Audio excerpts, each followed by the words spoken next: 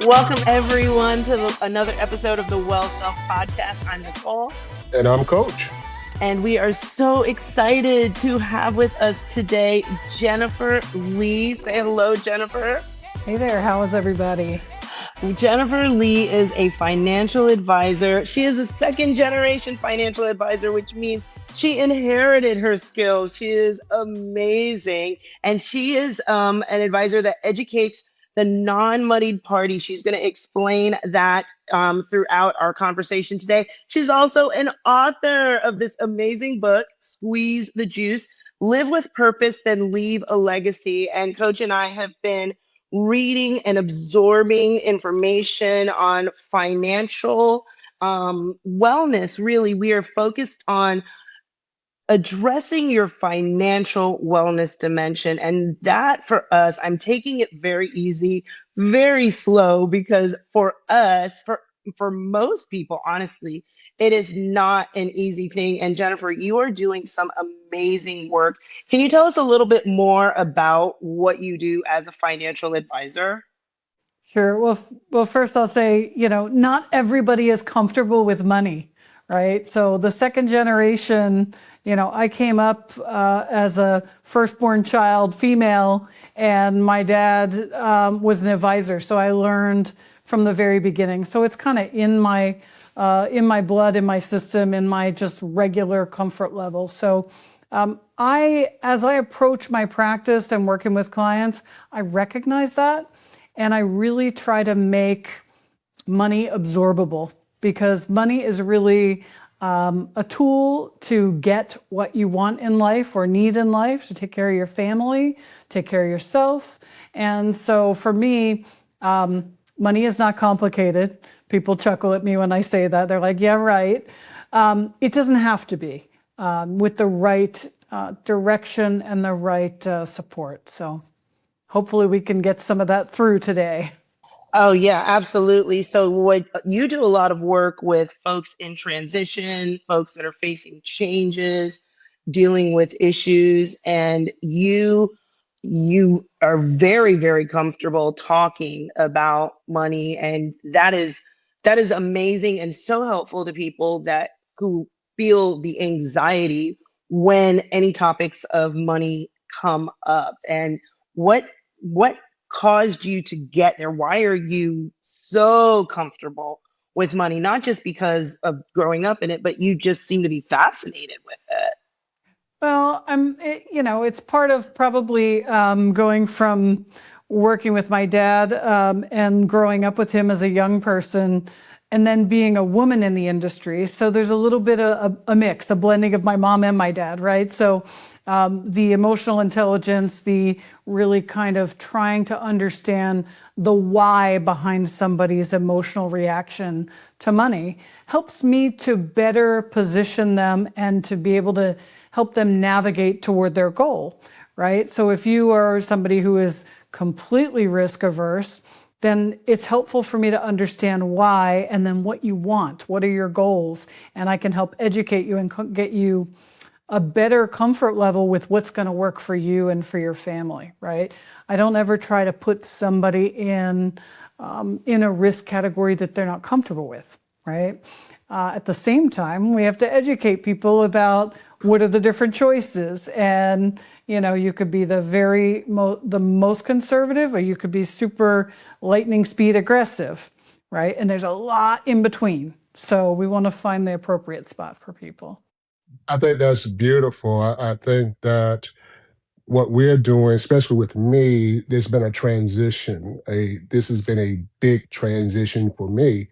I come from playing football to getting injured on the job and not being able to work for a couple of years, and regaining my health and getting back into the workforce, and different things like that there. So this money has been a challenge for me, because I want to make sure that I'm doing what I can for my family the best I can when I'm able to. And with this here new journey of my health journey and just life changes, I am now, this Dr. Griffin brought this up. I guess it's time for me to tackle this. And I like how it's a word that you use, money as a tool. Can you explain your thoughts on money as a tool? Yes, I appreciate you bringing that up. So money is just a vehicle to get you what you need in life. So, when you have a young family, money is to pay the mortgage, is to get the kids through school, is to pay for their camps. It's getting them clothes and new shoes and all the things that you have to do, and food on the table. Money can also be putting some money aside for retirement, right? People think about, and I was just having this conversation earlier today, a lot of times people don't think about the future and retirement because financial planning is important. It's not urgent. Okay, it's urgent to get your kids signed up for their enrollment for a semester because there's a deadline. It's urgent to file your taxes on a certain day because there's a deadline. There's no deadline for retirement. Nobody says that you have to do it by a certain age. But the whole idea around this is putting money aside and then letting that money work for you. And then when you do retire, you turn off the light switch in your office, and hopefully you call somebody like me 6 months, 9 months before, and you say, hey, I'm going to turn off the light switch in my office. Can you get my machine all ready and get it ready to kick out some money?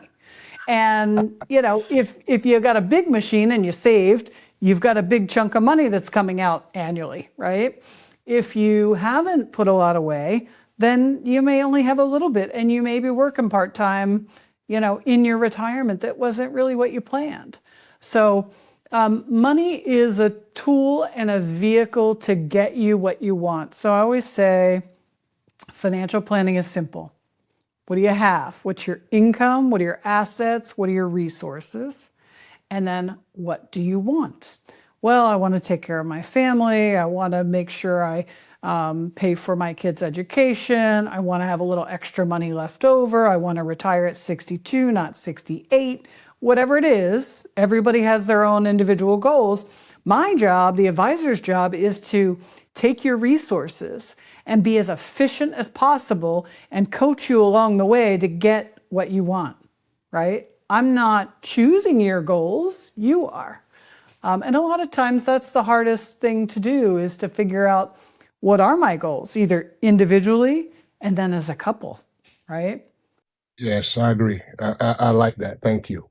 Thank you, because when I look at it, most people are living in the now, or survival mode, what I would call it.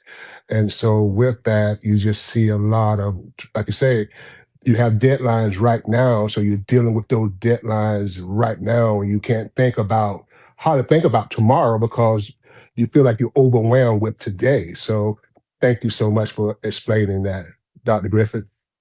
One of the things that I don't think that we consider is how we get to where we are today. So our money story, and this was one of the things that you talked about in your book, is our money story. What has contributed to how we see money, how we view money, how we use money.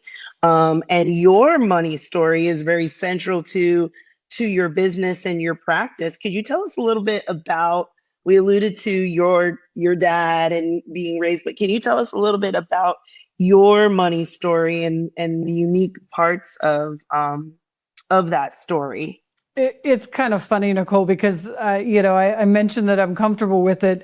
A number of years ago, some friends were sending this little thing around. It was back when you just would send it through email, like, "What is your favorite sound? What are these?" And I said a cash register, and they were like, they were no good. They were no good after that. But the point, I like you. I always had many jobs. Like I love it. I never look at, things like, oh, I can't get this. I look and I say, what do I need to do or change in order for me to be able to do this, right? I mean, I renovated houses while I had a full-time job because that was my side hustle. I waited tables when I was in college while all my friends were partying, and I came home at 11 o'clock with $120 in my pocket, and then I had a drink, right? So I was just squeezing the juice. I was making the most of my time for me. So there's always opportunity for improvement. So my money story goes back to, playing with coins in kindergarten. I remember, it's just really funny. I know this isn't normal for most people. But for me, that's those are the stories. I think I was 7. My Chinese grandfather had this restaurant, and we were little kids, and we were over grandpa's house and grandma's house, and we were in the back. And I looked up, and my arm reached up to point out this wad of money that was sitting in the rafter. My dad just grabbed my hand, he just pulled it down quiet, like, shh, don't say anything. I was like, oh my God, look at all that money, right? So what most kids don't see that and pay attention to that. And so again, it's just been a comfort level. But everybody's money story contributes to how they look at and how they manage relationships. So particularly in couples, also with your children, also with your siblings, if you have to share expenses for a parent. Everybody's money story is a little bit different, and one may be very comfortable and one may be very frugal, and there's a reason, right? There's some emotion tied to that. So it is helpful to, go on a date and talk to your spouse about what is your first memory of money. And when we talk about retirement, are you thinking you're going to sit around and read a book? Are you thinking you want to travel? What is it that retirement looks like for you? And then when you can contextualize that, and I understand your resources, I can build that to make it equal what your goals are, right? Is that helpful? It is so helpful because I know that John and I have definitely talked about what our upbringings were like, and we're both, when it comes to money and how our parents handled their incomes, their assets, their credit, and what we learned from their examples, what we learned to do and what we learned not to do. And at the same time, we are also two people that have been working. John started working when he was, I think you said 10. And I've been, earning money as well since childhood, babysitting and that, working, hostessing, and just have continued on. And at the same time, life happens. So Yep. we've experienced, as he mentioned, we've experienced times when, money was a challenge. And because of what was happening in life, we both experienced divorce. So that is also, that's something that causes your finances to take a hit, your assets. And it's great to know that there are people out there like you. And I don't know if every financial advisor is like this, but there are people out there like you to guide people through what's next for them financially, no matter where they've come from. Every conversation I've had with you has been very hopeful. And I have to believe that you bring that and the elements that we've had in our conversations and what you related in your book, that you bring that to your clients. Can we talk about planning?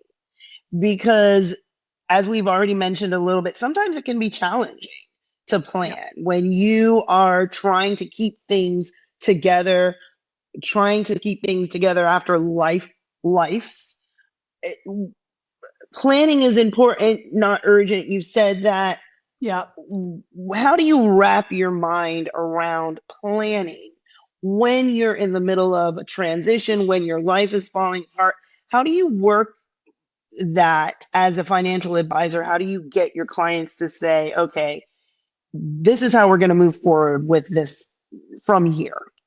That's a great question. So there's a couple different parts. One, if you're in chaos and transition, so I'll talk about that, and then the other is just in general kinds of things you can do. Okay, so if you're in turmoil, you got a parent that's sick, you got issues with your kids, there's a job loss, you're going through divorce. Big changes, right? This is where the intersection of emotions and money collides, right? This is a pivot point where huge mistakes can happen. I like to look at these times as a financial triage. If I met you and you told me my world is upside down, I'm going through a divorce, I don't know which way is up, I don't know how I'm going to afford my house, and I said, oh, I'm going to do a financial plan for you, and we're going to talk about 30 years from now. I mean, that is useless to you, right? Kind of like going to the emergency room and your arm is severed. You can't get a physical. You need your arm to be dealt with, right? So we're talking about triaging you from a financial perspective. So we want to address and really look at, what do you have? What is the other side of divorce? What's that going to look like? And can you live with that? And let's talk about what that's going to look like. Where you're going to get income from. Do you need to, get schooling or go back to school, or make sure you have enough alimony for a period of time that's going to allow you to ramp up a business or ramp up your education to get you back in the workforce? A variety of things, right? So that's the triage. And the planning. And with that, what we really need to know as advisors is, again, what do you have? What's the combined scenario? And what's the problem? If there's a hole, so if you're spending more than you're making, we got to stop the bleeding, right? So it doesn't help to just file bankruptcy or sell all your assets and pay off your debt if you're still upside down every month. Right? We got to figure out how to solve the problem first and then back into what are the steps. So that's, when you're in damage control, okay? And then just generally, I'll say, just so you have a point of reference, if we're in our 20s, which, gosh, if we could go back and do a few things, if anybody's 20 listening, I'm just going to give you some key advice to be like, this woman, I'm so rich now, 50 years from now, because I listened to her. Okay, if you're in your 20s or 30s, look, you need to put away 10 to 12% of your income every year into something that is growing for you. We're trying to build a little machine to the side. Right? This machine is over here and it's growing and it's compounding on itself and it's getting bigger and bigger and bigger. The idea again is when you retire, you could turn that machine on. Now, if you build a little machine, if you build and it's not even little. If you have $1 million at retirement and you turn on that machine, in order for you to have this money last your entire lifetime, still have a little bit of growth and leave something to your beneficiaries, you can only spend about 4 to 5% of the earnings on that. Okay? So I'm comfortable using the 5% number, which is a little bit assertive, and depending on who the client is and all those good things, but 50 grand, right? Your $1 million asset only generates $50,000. So you have to think about what you're going to need on the other side and start funding this machine. Now, understand, if you worked for an institution and you have a pension, and that pension is $2,500 a month, okay? That $2,500 a month, it's worth about $500,000 invested to kick out those earnings. Okay, so I have clients who are government employees and they're like, oh, well, I've got this pension, I've got Social Security. Okay, well, as we build those things up, that's worth a lot of money to you because it's going to pay for your lifetime. Okay, so those are fantastic. Those are other little machines that you have. So the idea being to build up your assets so that you can live on the earnings on them only, not spending the principal. I know that was a lot. I'm sorry. I went on a little No, No, ramble. it's that was really beautiful. good. Thank you. That was beautiful. I get excited. No, we No, want you to you because had me. we don't. I don't get excited about money. I don't get excited about having conversations about money. We don't get excited about it. It's not fun. It's confusing. It feels, as an average American, it feels overwhelming. Yeah. And it feels like you never have enough. You don't know what to start with. You don't know what to look at. You don't know what's important. And again, you mentioned student loans, been there. Kids student loans, been there. Got that going. On top of X number of different bills, like it all just feels like it's a lot, and you don't know where to start. You don't know what you should invest in. And I don't really feel that the human resource departments, for whatever, wherever you work, are really helpful, because I don't, sometimes it feels like people are trying to sell you something. Um, and sometimes it feels like you're getting advice and you don't really know exactly if this is really what you need for your financial situation. You hit the nail on the head, and that is so frustrating for me in my industry, right? I oftentimes I'll say to a marketing person, I'll say, well, you need to, separate yourself. I'm like, okay, look, throw me in a gymnasium with 100 financial advisors, and there's maybe 5 or 8 that are my competition, right? First of all, you need an advisor who is independent. They do not have to sell a particular product.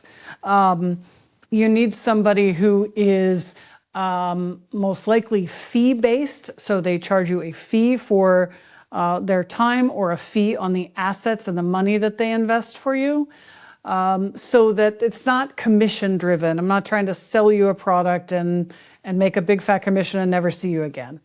That's terrible. You want somebody who's building a foundation and building a practice, and you want somebody who's referable. You want somebody who, if you ask them, who's your financial person, would you recommend them? And they're like, oh, I don't know, forget it, walk away. You need somebody who says, oh my gosh, my person totally takes care of me. They listen. We have a meeting at least once a year, depending on how much assets how much wealth you have. It may be more frequent. I mean, a lot of my clients I meet with quarterly. It just depends. Or you want somebody who you're just getting advice from. So, similar to the financial triage, you just say, look, I just need to know what I should be doing. I'm at the beginning stages. I don't want to spend a lot of money having somebody tell me a long financial plan, when really what I need to know is I need to get my free money match at work. How should I invest my money at work? If I'm eligible for a Roth, I need to contribute to a Roth. I got kids want to save for their education. Should I do a 529? Should I, there's some basics. And I think in the book, I don't know if you've gotten to the building blocks section, but that's what I talk about. Like, first you need to make sure you have life insurance to protect your family. You need to make sure you have emergency money just in case, because inevitably you need tires or a water heater or something. And then you start with getting your free money from work. If your employer is matching you, I can't, it makes me crazy when I meet with people and they're like, well, they match me up to 6%, but I'm only putting 3 in. Okay, well, they're giving you free money. Why are you not taking it, right? They're just handing out money and you're saying, no, thank you. That just makes no sense. So, there are some basic things that you can do. And look, somebody doesn't have the money to hire an advisor. Everything that I talk about with my clients is in that book. It's all in the book. I mean, most of my clients want me to walk them through it and talk them through it, but you can do it yourself. It's not rocket science. It just feels like it. It just feels overwhelming. I like that because we're in a place where, you know, reclaiming your life. We've been told so many things and we've walked the way that we've been told to walk. We've chased the dreams that others have told us we should chase because of, jobs or careers. You good at this, you should be doing this, trying to respect our elders at the same time, not respecting the desire or the drive that's within ourselves. And so I really appreciate that because I want to learn now. I don't want to just depend on someone to tell me what to do no more because I've lost I lost a lot of I don't want to say respect, but it is respect for a lot of just people trying to do it for me. I need to know what's going on. I need to understand what's going on because I need to also get to a point of trying to help my kids understand the value of this here. So if we can we talk about like life transition? Because that's where I am right now. I feel like I'm in a life transition. Tell me about your life transition. Oh wow, you want? Let's see here.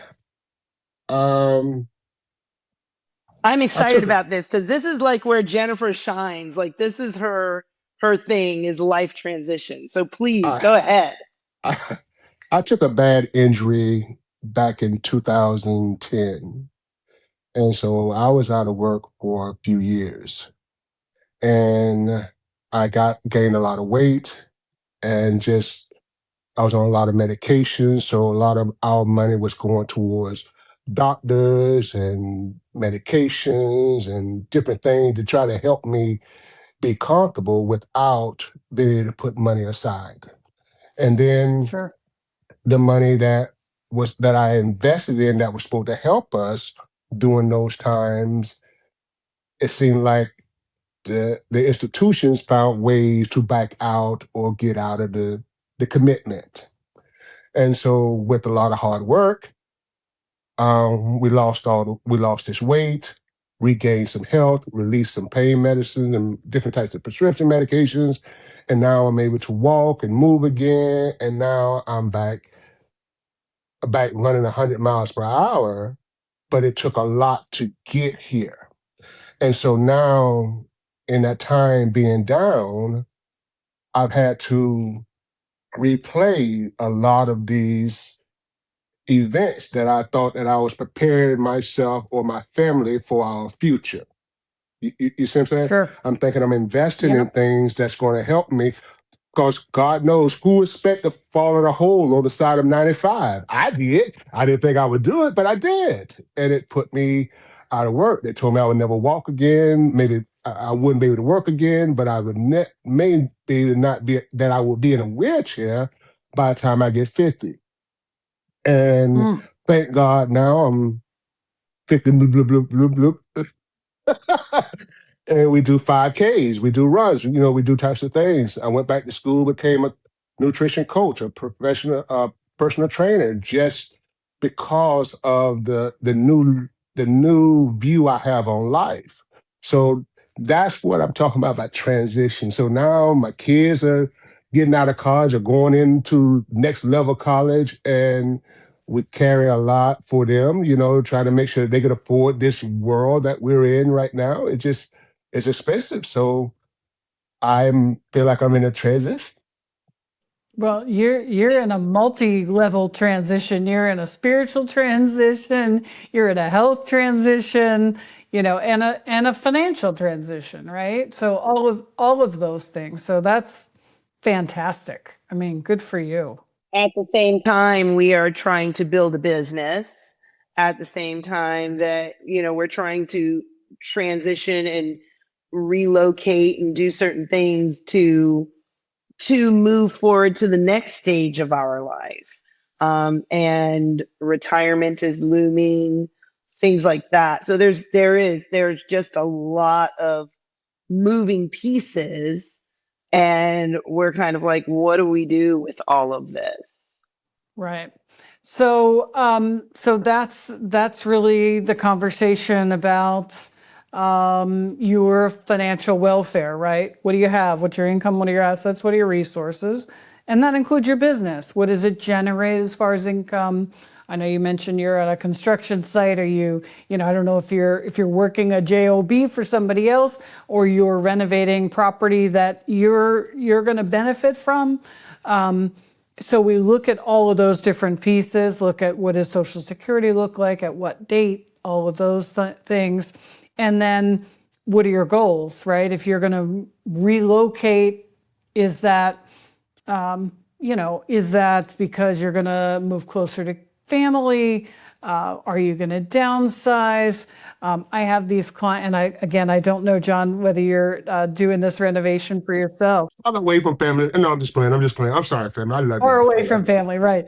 So if you, if you have a particular skill set that involves, contracting and property renovation, then can you leverage it where you buy something that needs a new kitchen and needs a new bathroom, and you can do that work, and then you retain that property for 2 years, you sell it with a gain, and you get a tax-free capital gain every 2 years of up to 500,000, 250 for each of you, right? So that's a juicy little tidbit. Maybe you only improve it by 100 grand, but you got all your money back and it improved by 100 grand, no tax, right? So now we have this other 100 grand we put over here, and that is a little machine that's going to kick out some money later. And then we do the next one, right? Now that's another test of marriage and relationships. So, I'm not suggesting that for everybody because they just can't do it. But those are little things that when you have a particular set of skills, you can take advantage of. Also, when people are leaving, transitioning from a job to then do their business, I like to be cautious, right? I'm definitely hopeful and optimistic that you're going to be able to grow it and you're going to be able to be wildly successful. But I'm also pragmatic, right? I want to make sure that your bills are paid, that before you leave your job that has benefits and a paycheck, that this has built up enough, right? And what do we have to do to build this up? How high does it need to be before you feel comfortable leaving that and moving this? Or do both of you do it at one time? There's lots of different pieces to everybody's financial picture, and that's, you can see I enjoy talking about this stuff. But You talk so well about it. You're very calming with it. That's what I enjoy. I met with financial people, and I am stressed while I'm yeah, talking with them. I am stressed when I leave. I feel as if I'm not doing enough, or I missed the boat, or just so many emotions that I've had. So what I went there for didn't benefit because you didn't get it. I'm and just this conversation with you, I'm thankful. This Well, is I was just going to say, it's not helpful. It's not helpful to talk at you about, oh, well, you should have done this, or this is how I would allocate your. That's not, I mean, yes, I need to do those things. Yes, we need to talk about, hey, you're going to need to save a little bit more money, or you're going to need to stay at that job a little longer because of your goals, right? But there's a reason for it. There's a focus on the future. It's not helpful for me or another financial person just to say, well, this is how we do it and blah, blah. Who cares? Like, you just want to make sure that that person, that advisor, understands you as a family unit and what your goals are, and can they help you? And if they can't, and I'm still sitting there with you for an hour, I'd rather you walk out with something you can do, right? Even if I never see you again, I want to make sure you learn something and you can, take it with you. I think that that is one of the things that I've found to be really comforting about you is you're excited to talk about money, but you also understand that the average person is not excited to talk about money. And that comes through in your conversations. It definitely comes through in your book. We're not just talking about financial wellness, we're talking about your emotional wellness, we're talking about your social wellness. We are talking about how you feel when you have a conversation about the hard earned income, what you've worked hard to earn. You understand that that's not an easy topic for everybody, and that I think is where that comfort comes in. You're very thoughtful when it comes to these conversations. Like, you don't feel like someone's trying to sell you something. Yeah. As you said, it's in your book, and I highly recommend it.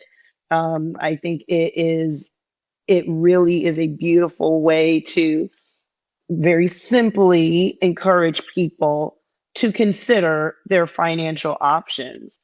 Um, I, as a school counselor, one of the things that frustrates me is that there's not enough talk about money in our schools, and there's not enough talk about how children who will are future adults handle money. What can you say, just thinking about your own upbringing and how you've interacted with children in your family? What would you say to encourage people to introduce the ideas of money to their kids? Yeah, it's you're making me think about a time where I went over to my niece and nephew's house. They probably were 8 and 10, and I went to the bank and I got a roll of nickels and I got a roll of quarters and dimes and pennies and a $2 bill, and I put everything in increments of $2, and I put them on the table and I said, "Which one do you want?" Well, they wanted the pennies because it was the most, right? The most stuff, right? So, but they're all the same, right? So it's just perspective. You have to talk about these things because kids don't know. And we don't even use pennies anymore. But these are tools. I mean, it makes me crazy. I don't know how you guys feel, but when if you buy something and it was $10.05, you give them a 20 and a nickel, and you expect a $10 bill back. Well, they can't even figure that out. They don't know what you're doing and why you give them a nickel. It doesn't make any sense to them. So, I think part of it is what we learn. You can imagine I played Monopoly as a kid. It's getting you acclimated with things. I do have clients who will ask me to talk to their kids about money.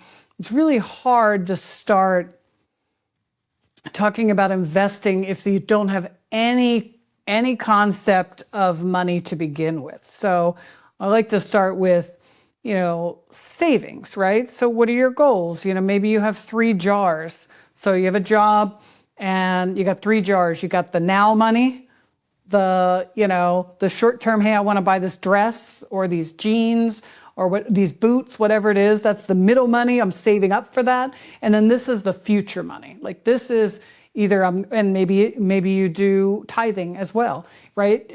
My family believes in tithing, so we're going to tithe. So you have all those buckets. That teaches them, a strategy and a mindset about putting something away, and saving and planning for things. We're in a society and an environment where everything is instantaneous, and I don't know that that's good. Right? I mean, I had to work to make money to buy something, right? And now kids are like, "Oh, I want this," and they get it, and they're supposed to do things for it after the fact, but do they? I mean, we just get tired of asking them could you please take out the trash, right? You're supposed to do this for a month, forever, because we got a dog and you Right. wanted a dog. You don't even want the dog, right? I mean, Right. we got to build up to it. So it is helpful if the parents are helpful there, but I think it's just getting familiar with different money concepts and work And ethic. another thing that we talked about, and I said we would come back to, is the non-moneyed spouse. Can you talk about that in terms of couples? What are you referring to when you say the non-moneyed spouse? Yeah, and thank you for mentioning that. I wrote Squeeze the Juice, not to honestly not to sell books. I really wrote it for the non-moneyed spouse. I wrote it for the person who doesn't necessarily feel comfortable talking about money. I wanted to communicate concepts with stories to make it palatable, right? I like to say, this isn't a financial planning book. This is a book of stories. And you'll accidentally learn something. Okay? So it's not going to be painful if it shouldn't be painful. It should make you think about how the things that you have, and I've got note paper in there, and so hopefully you can jot some things down and get thinking about what are your goals. Like a lot of times I'll meet with couples and they'll be ready to come in and do financial planning. I know you can't imagine, but they're excited and they're ready to come in and they can tell me what they have, okay, income, assets, and resources, but they can't clarify what they want. Well, I just want to retire at whatever, or I just want money. Well, what does that look like to you? Well, we haven't really talked about that.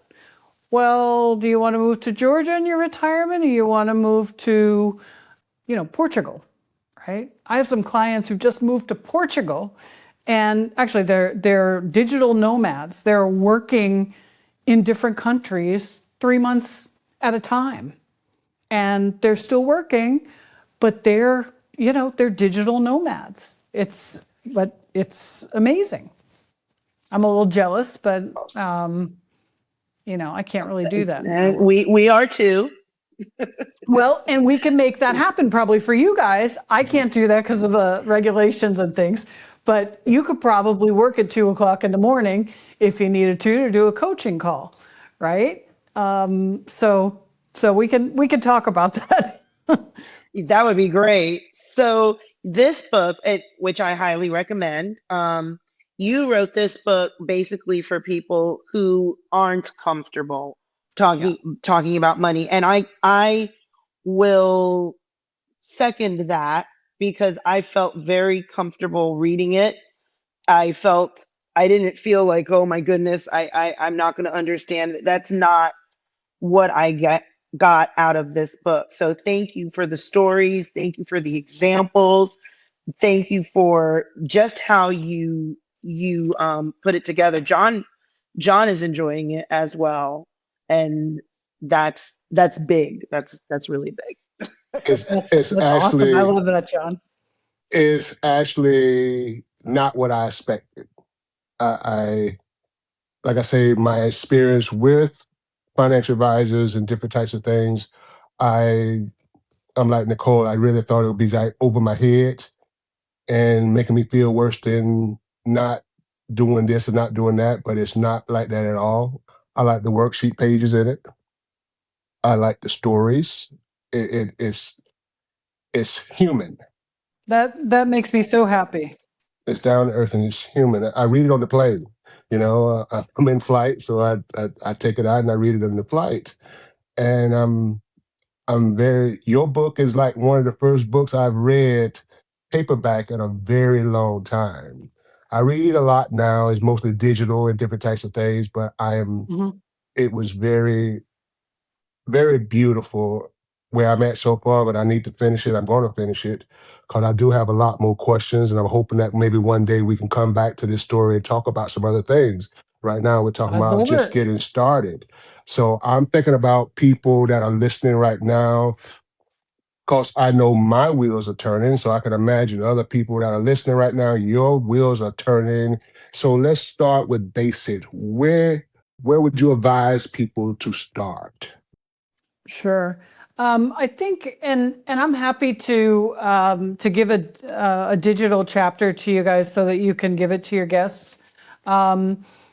Just maybe financial planning is simple, something like that. But there's two conversations I have with every client, and it's what do you have? What do you want?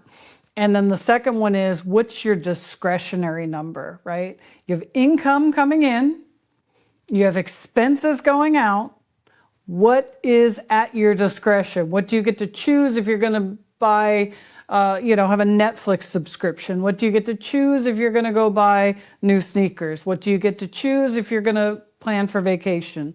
Right? And most people say, oh, my discretionary number says it should be, $2,000 a month, but I don't have that in my checking account, Jennifer. Okay, well, let's look at where you spent your money. And then you're like, oh, I have a Starbucks problem. I like this mocha frappuccino and I go there twice a day and I gotta have it. Okay, well, maybe you do, maybe you don't. That's called, there's actually something called the latte factor. And if you calculate out what that costs over time, it's like over 10 years, it's like $150,000 worth of money. So everybody has something that they do. Uh-oh, Nicole has a latte pro. We'll talk No, no, about no, it. no, no. I broke mine. I broke mine. Thank goodness. I go So once a month now. good. And I'm not saying you shouldn't treat yourself, right? Everybody should treat themselves. And again, I'm not telling you you can't do it. My job as an advisor is to tell you the consequences of the choices you make. You still make the choice. Not my job to tell you you can't have it or you shouldn't have it. But you might say to me, well, gosh, Jennifer, I'm just going to take on one extra client because I can't kick the habit and I need it and I want it. Okay, great. But own it, Addiction. right? Own it. Addictions. I got one extra client a week and it's a little bit over the top for me, but I want it for my Starbucks habit, whatever it is, right?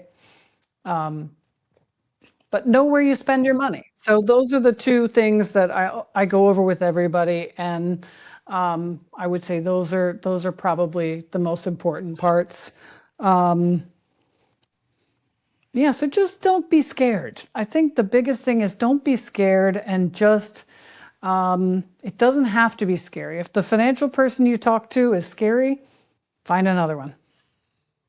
Yeah. Think you know. Yeah, I think I'm dealing with some trauma then. I believe that's some trauma going on there. But Yeah. you have you have broke it down into my language. I like things simple. Um, I think we have complicated things so much that it has pushed us away from doing what's right for ourselves, especially when these are things, these times are coming. One way or another, they're coming. Especially growing up in families where they didn't talk about money. You didn't talk Mhm. about money. Mom and dad, y'all know I love you.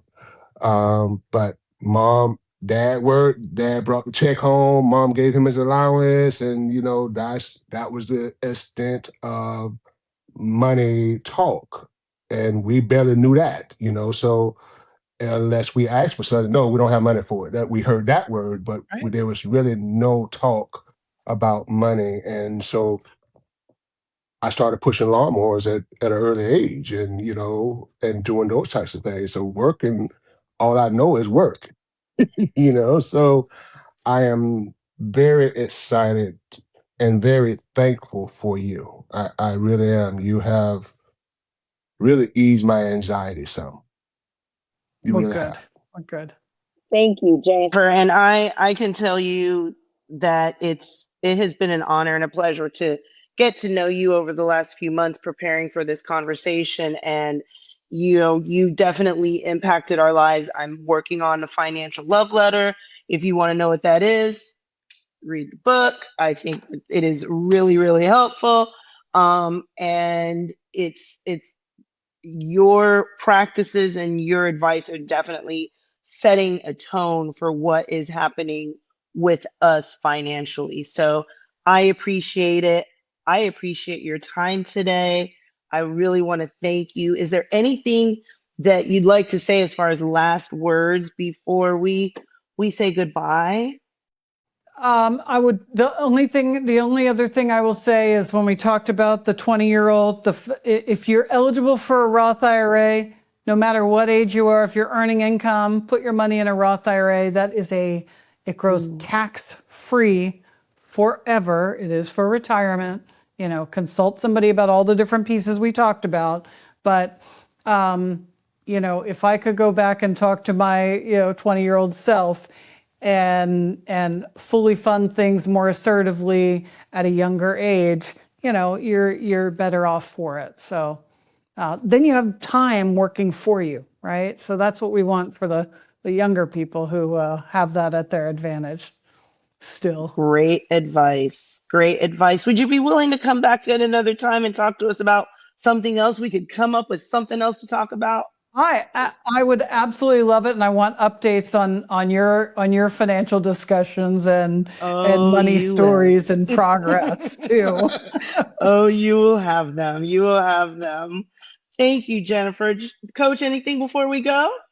So for all the people that are listening, what would be a great way to get in touch with you, contact you? How would they find you? Because you're someone that's I'm gonna put you in my book now. You are. We're gonna have her information when we put the episode out. We're gonna make sure her information is there. But is there any other way that people can contact you that would be helpful? Right. So we'll do a link so they can get to the book and my website and that kind of thing. But if we've left you with a specific burning question, and I can answer it rather quickly, you're welcome to email me, or you can schedule on my Calendly for a 15-minute squeeze the juice call, and I'll just hopefully answer that question for you. And we'll have that in the show notes too. So. Perfect. Thank you, Jennifer. My pleasure. Thank you, Coach. Thank you, everyone, for listening in. This has been an amazing conversation. We appreciate your time, and we wish you all the best. Be well, everyone. Bye-bye.